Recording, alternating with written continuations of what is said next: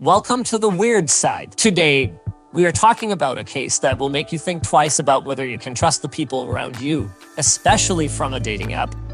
Jess was born in New Zealand and grew up with his parents in the Wellington area of New Zealand. At the age of 9, his parents chose to divorce due to long-standing conflict. Following the separation of his parents, Jess's father soon remarried. His mother also moved to another country and almost lost contact with him. He ended up spending the rest of his childhood with his grandfather. After graduating from high school, Jesse enrolled at Waitākere College. After school, Jesse joined the softball team and played in various local softball tournaments. He also had a part-time job as a bartender at a bar.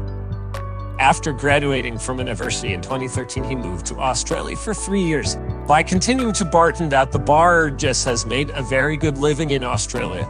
To everyone, Jess is seen as a hardworking young man who lives a full and fun life.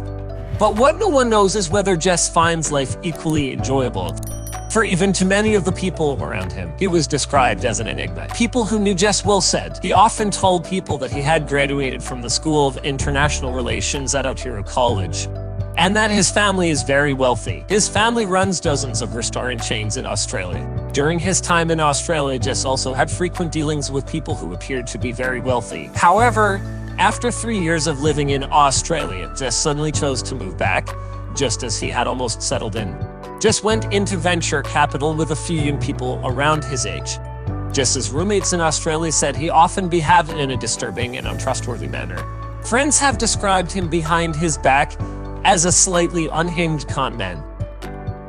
When dating apps became popular, Jess, like many people, became obsessed with using them to find the opposite sex.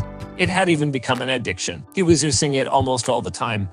December 2018, Jess was looking for someone to date on his usual sliding program.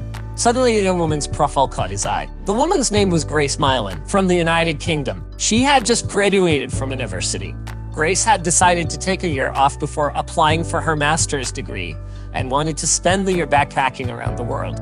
After 6 weeks of backpacking in South America, Grace decided to choose a new route for the next few weeks. Grace arrived in New Zealand on November 2018.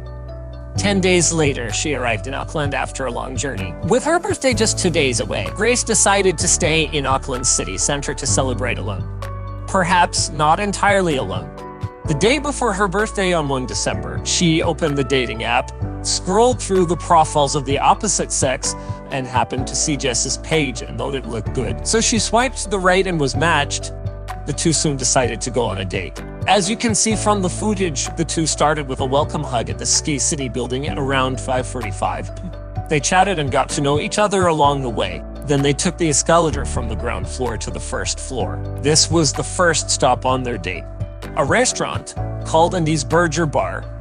Jess and Grace entered the restaurant together. After taking the menu, they chose a table in the corner where they could eat and chat comfortably out of sight.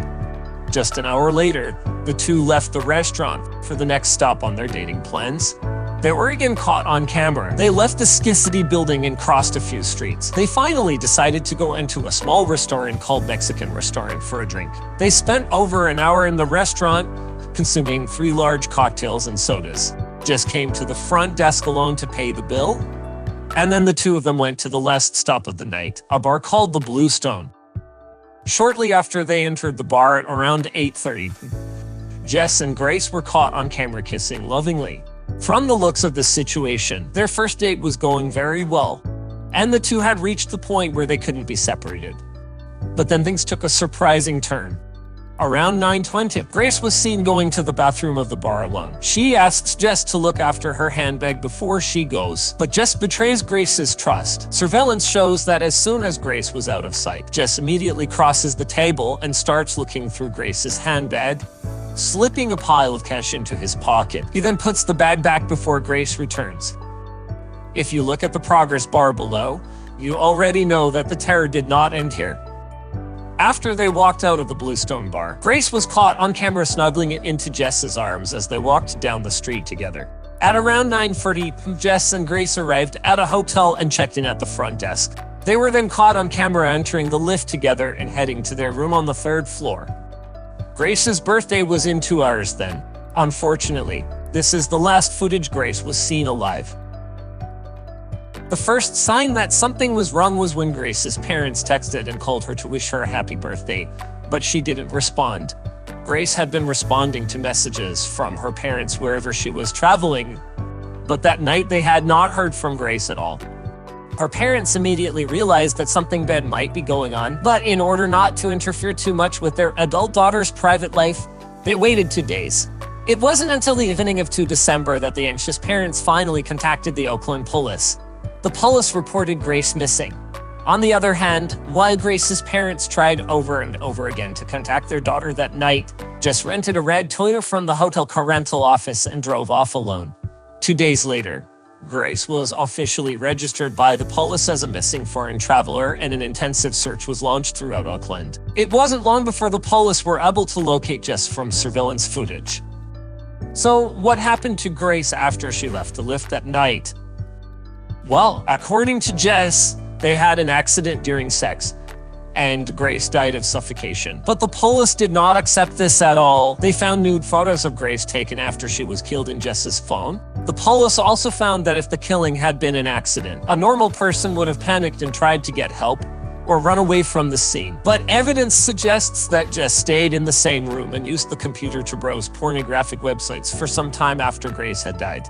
A little later, he also searched a suburban mountain range 45 minutes drive from the hotel. In the morning, he went to the car rental office in the hotel lobby and rented a car. Witnesses later recalled seeing him buying 2 large suitcases with wheels from a nearby shop.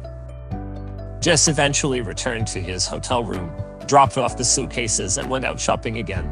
He was seen going to several different shops, buying a large number of cleaning and gardening tools. Even more unbelievable was the fact that Jess was caught on camera meeting another woman at a bar in the afternoon of the same day. Police later found out that both had met on a dating app the night before, and while they were chatting that night, Grace's body was lying next to Jess's. The woman also told the police that Jesse had made a strange conversation during the date in the morning. He said, if the body was buried more than 2 meters underground, the police dogs wouldn't be able to find it. On the same night, Jesse appeared again in the hotel lift. This time he borrowed a luggage trolley from the front desk to carry his 2 large suitcases. Inside one of the suitcases was Grace's naked body. The police said the body had been forcibly folded until it's fit in the suitcase. He pushed the body calmly through the hotel lobby, out the front door into the street, and into his rented red Toyota. After doing so, he did not rush off, but calmly returned the trolley to the front desk and drove away from the crime scene. He then drove to the suburban mountain range where he had searched before, and buried Grace's body in a wooded area with the suitcase. By the time Grace was reported missing a few days later, Jess had returned to his daily life. On December 7, a week after Grace's disappearance, the police had general information about a man whose Grace had spent time with before she disappeared. Soon after, information about this man was also found out, and it was 26-year-old Jess. When brought in for questioning, Jess was left speechless when asked about the whereabouts of the suitcase and what was in it. After a search, Grace's body was found a week after she disappeared. The police then turned the missing case into a murder investigation, and Jess was formally charged with murder. At his first trial in December 2018, Jess was convicted of murder and sentenced to 17 years in prison. And wait for it, the funnier part is that after the news was made public on television, his ex-girlfriend approached the police and told them that Jess had almost killed him 2 years earlier. At the time, Jess forced her to have sex with him with a knife in his hand and choked her unconscious in the process. So the court at the second trial added several additional charges of abuse to Jess's sentence, increasing his sentence by 7.5 years. It was not long before another woman came forward to reveal that she and Jess had also met through the dating app. He had assaulted her several times, resulting in her being hospitalized. Jess's sentence was eventually extended by a further 3.5 years. In total, Jess was sentenced to 28 years in prison. Although Jess was eventually punished, the damage he caused was irreparable. Grace's father died of a broken heart just 2 years after the death of his beloved daughter. Jess's story is a brutal one, and hopefully, this case will serve as a wake-up call, as monsters usually hide behind the masks of ordinary people, and don't easily trust people you meet online. That's the end of this video. What do you think about this accident? Leave your comments in the comments section below. If you think the video is beneficial to you, don't forget to like and subscribe. You are watching The Weird Side, and I'll see you in the next video. Goodbye!